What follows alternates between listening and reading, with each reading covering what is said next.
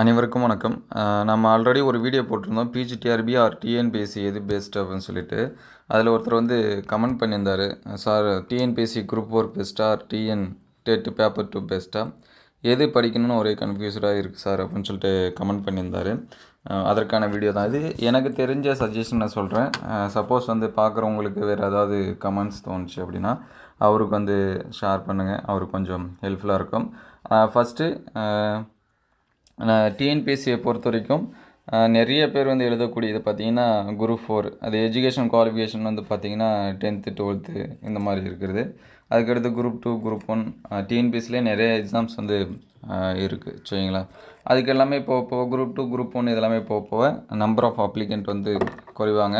ஆனால் குரூப் 4 மட்டும் நியூஸில் நம்ம எல்லாமே பார்த்திங்கன்னா 15 லட்சம் 16 லட்சம் இந்த மாதிரி நமக்கு வந்து வரும்.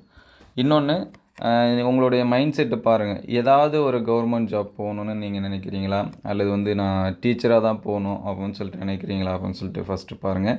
ஏன்னா ஒரு சில பேர்த்துக்கு வந்து நான் வந்து டீச்சர் போஸ்டிங் தான் போவேன் அப்படின்னு சொல்லிட்டு வெயிட் பண்ணி ப்ரிப்பேர் பண்ணுறவங்களும் நிறைய பேர் இருக்காங்க.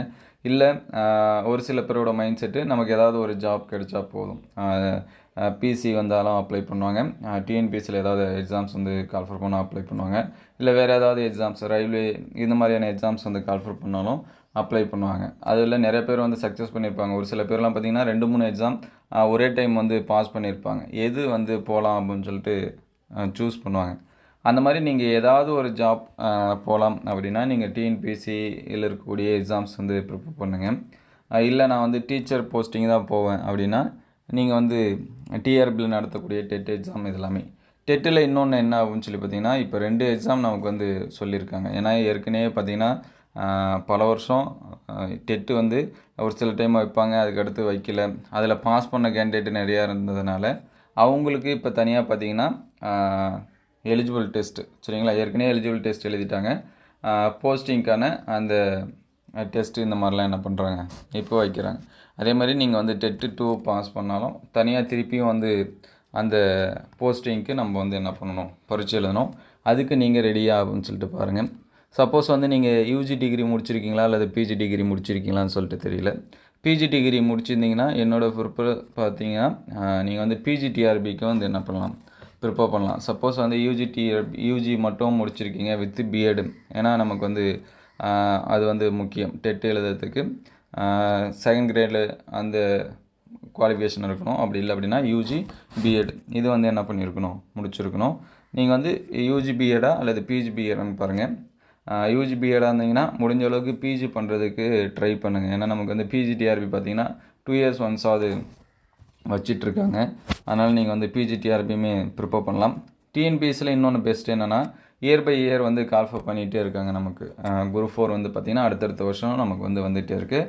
கொஞ்சம் காம்படிஷனாக அதுக்கு வந்து அதிகம் சரிங்களா. நம்ம ஹார்ட் ஒர்க் பண்ணுறோங்க, ஆனால் போயிட்டு தான் இருக்காங்க. 8000 போஸ்ட் வந்தாலும் போகிறாங்க, 10,000 வச்சாலும் போகிறாங்க, 4000க்கு கால்ஃபர் பண்ணாலும் போஸ்டிங் வந்து என்ன பண்ணிகிட்ருக்காங்க, போயிட்டு தான் இருக்காங்க. உங்களுடைய மைண்ட் வந்து ப்ரிப்பேர் பண்ணிக்க.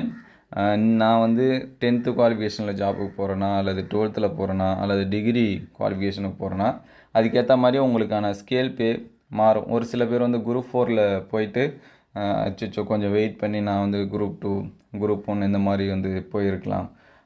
ஏன்னா அங்கே போயிட்டு படிக்கக்கூடிய சூழல் இருந்தால் பெஸ்ட்டு சரிங்களா. சப்போஸ் வந்து படிக்க முடியாத சூழல் இருந்துச்சுன்னா கொஞ்சம் கஷ்டம்.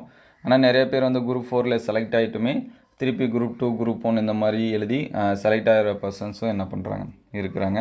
அது அவங்களுடைய சுச்சுவேஷன் ப்ளஸ் வந்து அந்த ஜாப்பை பொறுத்து சரிங்களா. அதனால் உங்களுக்கு எது பெஸ்ட்டு அப்படின்னு சொல்லிவிட்டு நீங்கள் வந்து செலக்ட் பண்ணிங்க. ப்ளஸ் வந்து என்ன மாதிரியான குவாலிஃபிகேஷனில் போகிறது அப்படிங்கிறதையும் முடிவு பண்ணிங்க. ஸ்கேல் பே என்ன மாதிரியான இதில் போகிறது அப்படிங்கிறத முடிவு பண்ணிங்க. 10th குவாலிஃபிகேஷனில் போனீங்கன்னா ஒரு ஸ்கேல் பே, டிகிரி எம்எஸ்சி மாஸ்டர் டிகிரி போனீங்க அப்படின்னா அதுக்கேற்ற மாதிரியான ஸ்கேல் பே தான் இருக்கும்.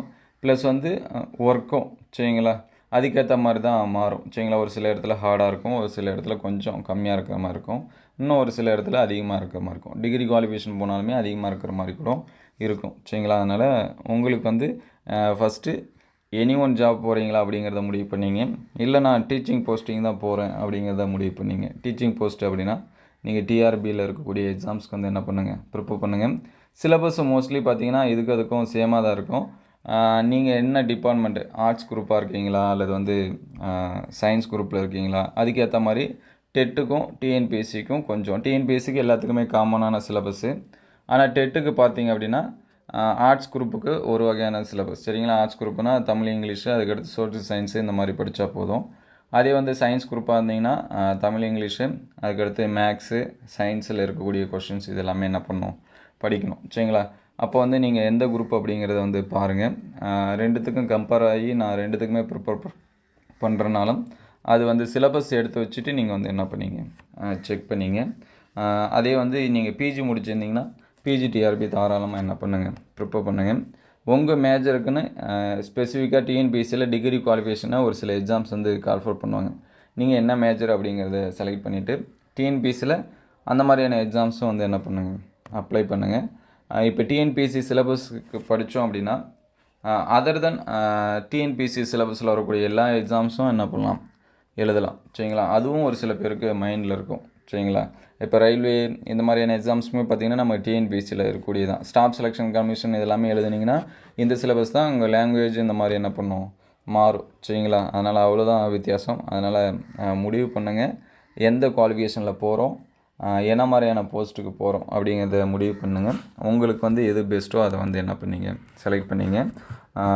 என்ன போஸ்ட்டுக்கு போகிறோம் அப்படிங்கிறத முடிவு பண்ணிங்க அப்படின்னா அது உங்களுக்கு வந்து கரெக்டாக இருக்கும். சரிங்களா? நான் டீச்சிங் தான் போவேன் அப்படின்னு முடிவு பண்ணிட்டீங்கன்னா நீங்கள் வந்து டிஆர்பியில் நடத்தக்கூடிய எக்ஸாம்ஸ்க்கு வந்து என்ன பண்ணலாம், தாராளமாக ப்ரிப்பேர் பண்ணலாம். உங்களுக்கு என்ன தோணுது அப்படிங்கிறத கமெண்ட் பண்ணுங்கள். சப்போஸ் பார்க்குறவங்க உங்களுக்கு ஏதாவது சஜஷன் தோணுச்சு அப்படின்னா அவருக்கு வந்து ஷேர் பண்ணுங்கள், கொஞ்சம் ஹெல்ப்ஃபுல்லாக இருக்கும். இந்த வீடியோ அந்தளவுக்கு ஹெல்ப்ஃபுல்லாக இருக்குது அப்படின்னு சொல்லிட்டு கமெண்ட் பண்ணுங்கள். தேங்க்யூ ஃபார் வாட்சிங்.